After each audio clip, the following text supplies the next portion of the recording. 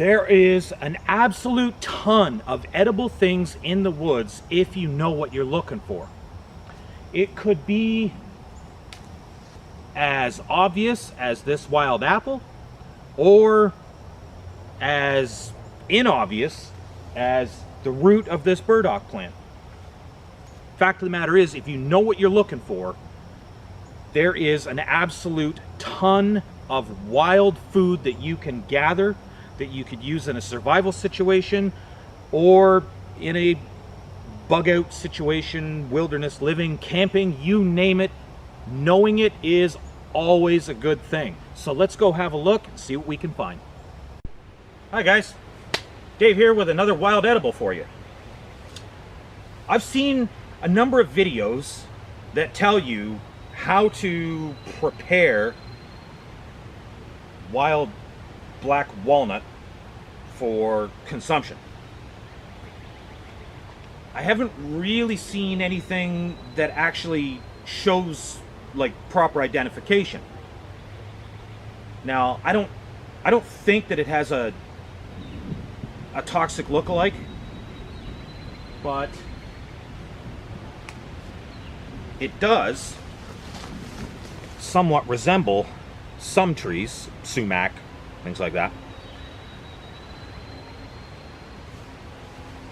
But what you're going to find, generally, you know, late summer through the fall,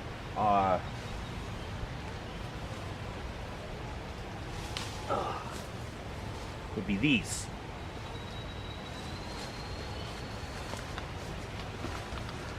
Little green balls, almost like a lime. These are sort of the outer husk. The shell is on the inside, and then in the shell is the nut meats. Pound for pound, these things are actually better tasting than the walnuts that you're going to buy in the store, but they do take a fair bit of time to prepare.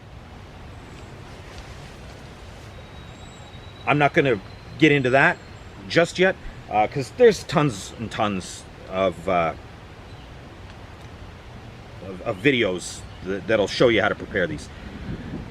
One thing that I will tell you, these things are full of iodine.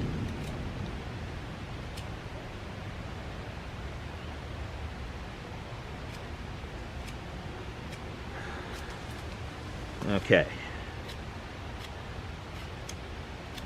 That's nice and green and pulpy right now. So, just going to leave that for a second. And I'm going to show you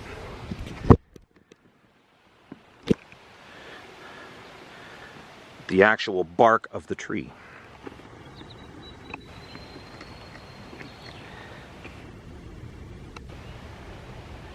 That's what you're looking for.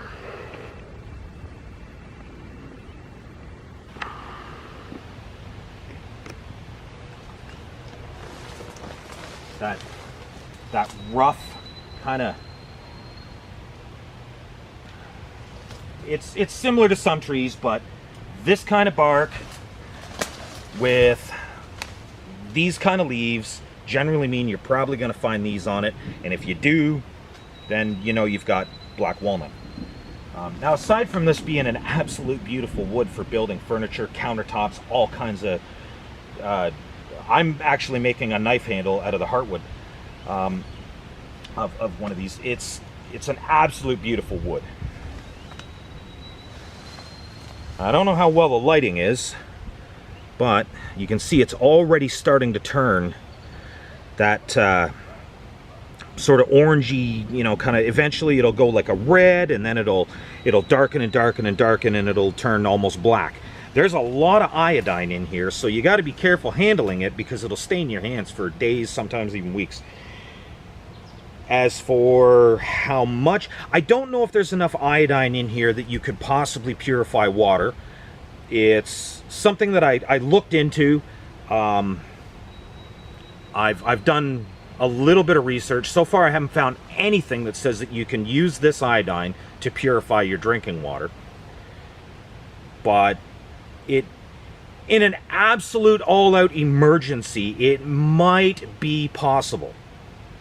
But what you're going to need to do is filter it through charcoal after you've done this. So you're going to need access to fire, or